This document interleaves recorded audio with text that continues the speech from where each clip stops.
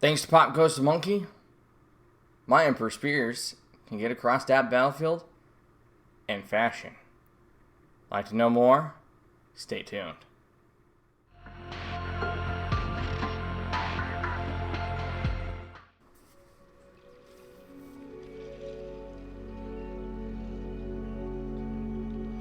Starting off, we're using AK Light Prussian Blue to the airbrush. This will be used to create shadows in the depths of our tank.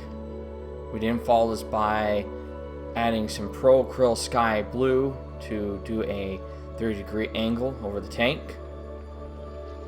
followed by just Sky Blue at a 45-degree angle over the tank.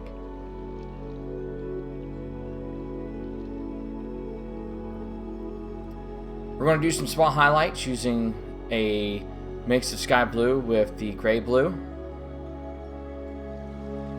I'm just trying to pick out locations I think are visual interests, and I'm going to reinforce those with just pure Gray Blue. So, why this style of blue? Why not the typical Hoth blue that is all over for Emperor Spears tutorials? The answer is really simple. I don't have Hoth blue and I have these other paints. So, why have other paints go to waste and go off and buy a pot of Hoth blue? So, through trial and error, I came up with my own blue. I used two different brands of paints that, one which I hardly ever see anyone use, and that's AK Interactive. I wanted to see how well it would blend with Pro Acryl's paint line. And the results speak for themselves. I only had one issue with one of the AK Interactive paints, but more on that later. Let's get back to the video.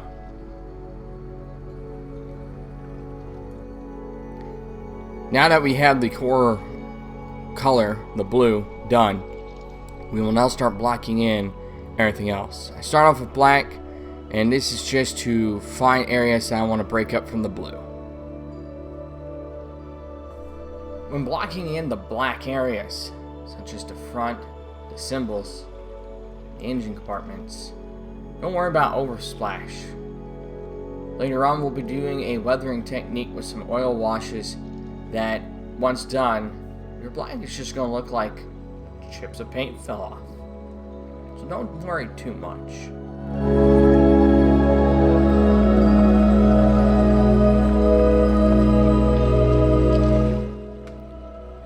Using the airbrush, we will now start to mix paints to create a highlight for the black areas, but we will avoid the symbols for now, as I did not want too much backsplash from the airbrush.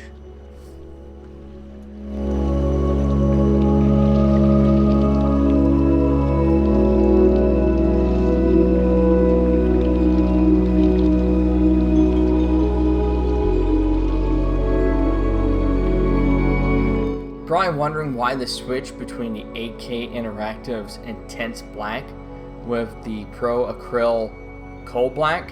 Well, as the name suggests, it's intense.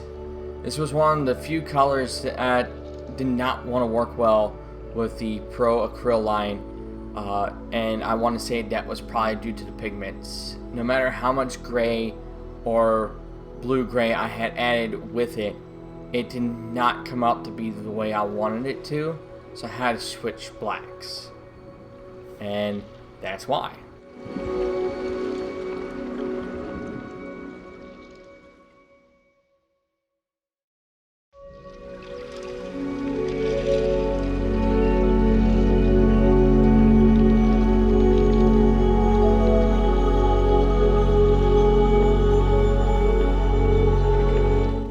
When dealing with white paint, always use thin coats over your surface. This will bleed, the original surface will bleed through, but that's why you'll need to add additional coats as it dries to build up on your base coat. By doing that, you will make it easier on yourself for the future.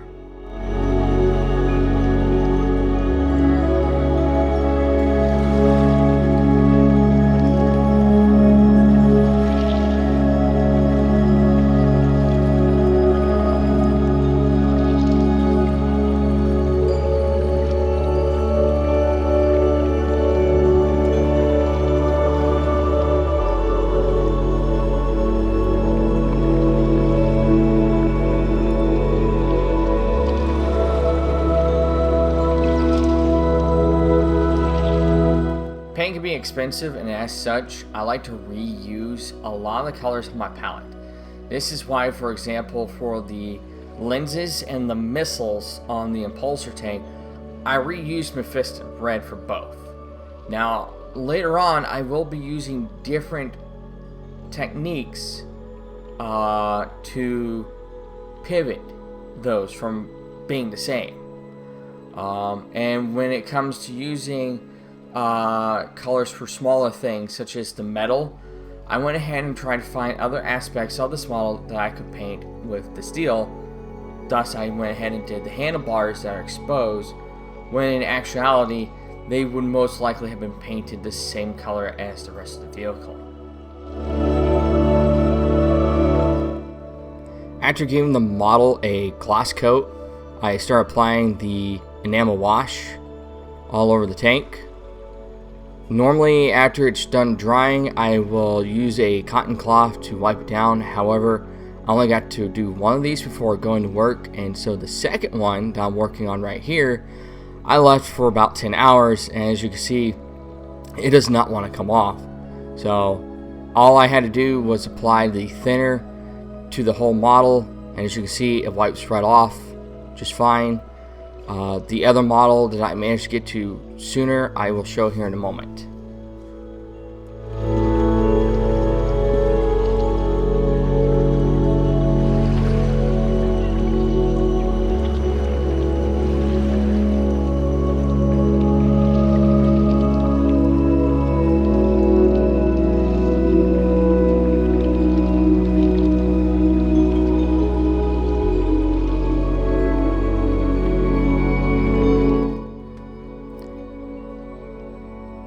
I now go through with an off-white to just clean up the white areas, such as the skulls and the runes, along with the ribbons, and I will also do the same with the lenses.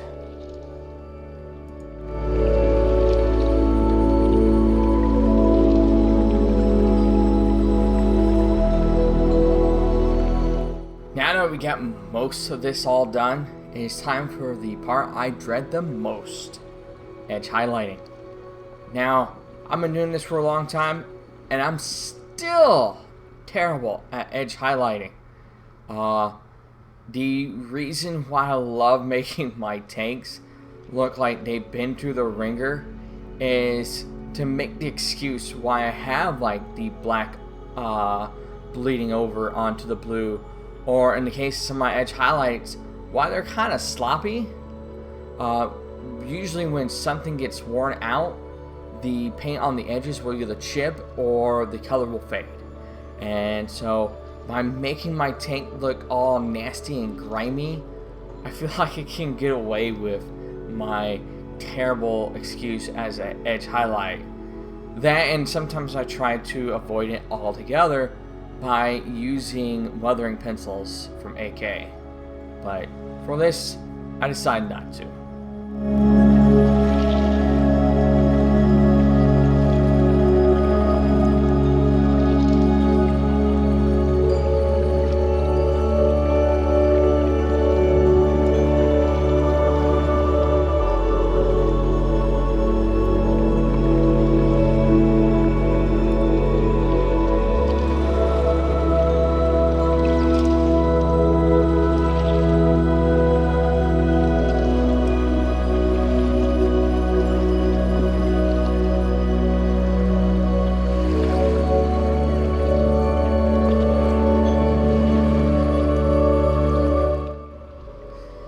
Now that we finished completing the painting process, let's go ahead and head over towards the table and we'll see how these look on the tabletop next to some other models.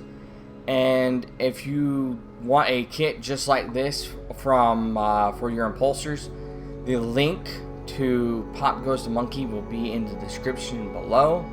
I really enjoyed this kit as it turned your hover pickup truck into a what looks like a fully functional APC for your Space Marines. But I hope you enjoyed. If you did, please like, subscribe, comment below if there's anything you ever want to see, and I will get to it. Until then, happy wargaming.